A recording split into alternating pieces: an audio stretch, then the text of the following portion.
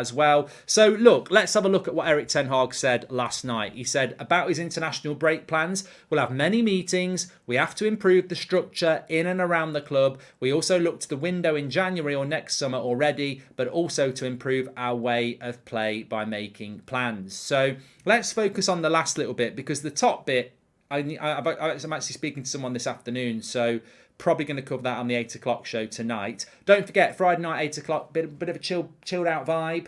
If I could play music, I would do. Probably have a couple of drinks. Got a nice little gift to some of you. Hint, hint, what that might be. So you need to be tuning in at 8 o'clock. You might be one of the lucky ones, or should we say 50 of the lucky ones.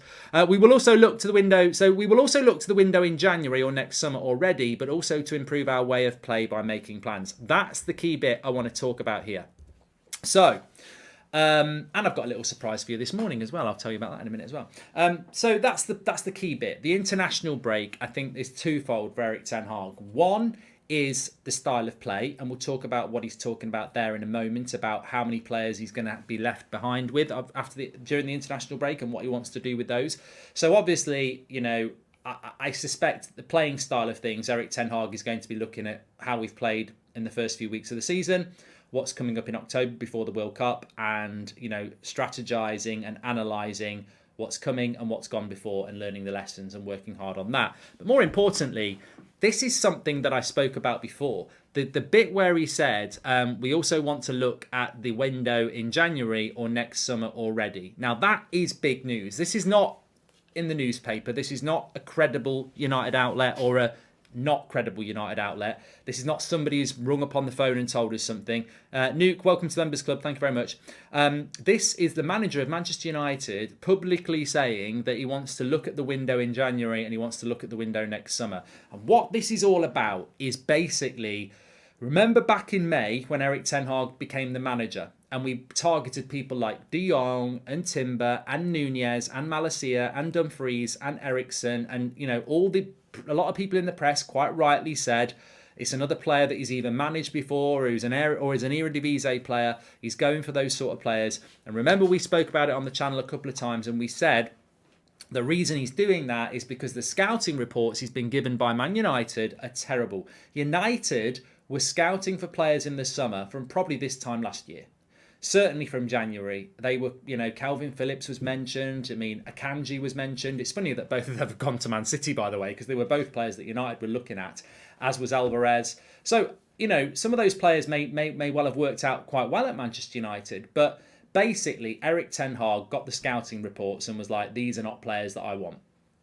Maybe they weren't bad players, but they're not players that suit me. And therefore, effectively, what happened is, the scouting department, head of recruitment, whatever you want to call it, director of football, they gave Erik ten Hag their thoughts on who should be Man United players to target last summer. And he went, no, they're not right. These players, let's go for these players.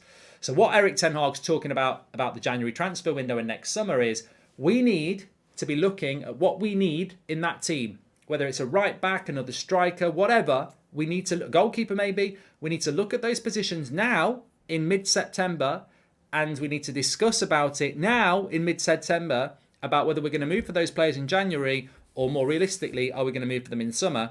And also, I want a list of players that you know, I want you to come to me with 6 or 7 right backs that really fit about what I think, and I want to be talking about this in a month's time when you've got me some. So it's about scouting, and this is what ten Hag did not have this summer. He needs to have these conversations in the international break so that the scouts go out across Europe and across the world and across the Premier League and across England and come back to him with reports on players of his. Simple as, look, I want a right back like Denzel Dumfries and I want him in January, or if not, I want him in the summer. Go out, scout around Europe, scout around the world and find me solutions. World Cup, you know, maybe there. So this is really important, and it's really good, and it's really clever, and it's really logical from Ten Hag to be saying these things publicly, because I feel that we're still learning about Erik ten Hag, but with Ralf Rangnick, whether you liked him or not, and I did, he was so communicative with the fans. There was no stone unturned. We knew what was going on at Man United. He said we need open heart surgery, we need 10 players. He was very, very open, and we knew what was going on. And I like that style. And I don't know whether Ten Hag's picked up on that or whether it's his style anyway. But by saying on the international break, we're going to be talking about transfers for next summer and in January, we as fans know Ten Hag wants more signings. And we as fans know that Ten Hag is having those conversations with the club and sending the scouts out to go and find them, which is absolutely fantastic. And I suppose the question is, what might he be looking at? More reinforcements are needed. Definitely the Alchemist. I completely agree with that. Bring in Bernardo Silva. I don't think we're going to get him. But you know, when I look at United last night and I look at the team and I go, you know, good result. We needed that. I can already see that. I can already see 5 or 6 players that need to still come in, and I think let the media, let the rivals, let them moan. That United team needs major surgery. If you go with what Rangnick said and what many of you said, that we need a whole new team, we're only halfway there.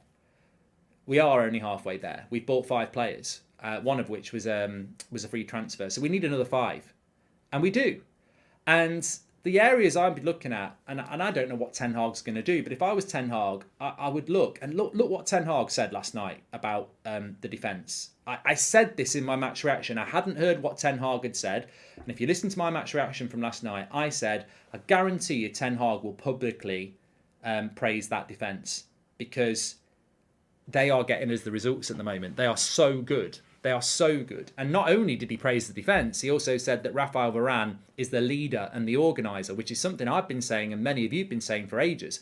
I think Martinez is probably edging it on praise, but that's because Varane's a world-class centre-back. You almost expect it of him. Martinez has stepped into the Premier League and done fantastically well. And I can just say on Martinez as well, because you know who they are, all these experts that came out and told that Martinez wasn't good enough and Martinez was too small. They're not experts. They're experts like that. Just because they played football and they're on massive contracts with major media outlets, football is a-changing. You can find decent football opinion on Twitter from somebody who just watches football. You know, they could be 14, they could be 40. They don't need to have had England caps or won a Premier League title. I think so many experts are absolutely out of touch.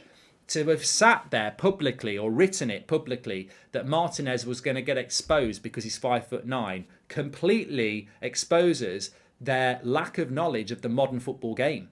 They still think Pulis and Allardyce are managing teams pumping long balls into the box. How many times?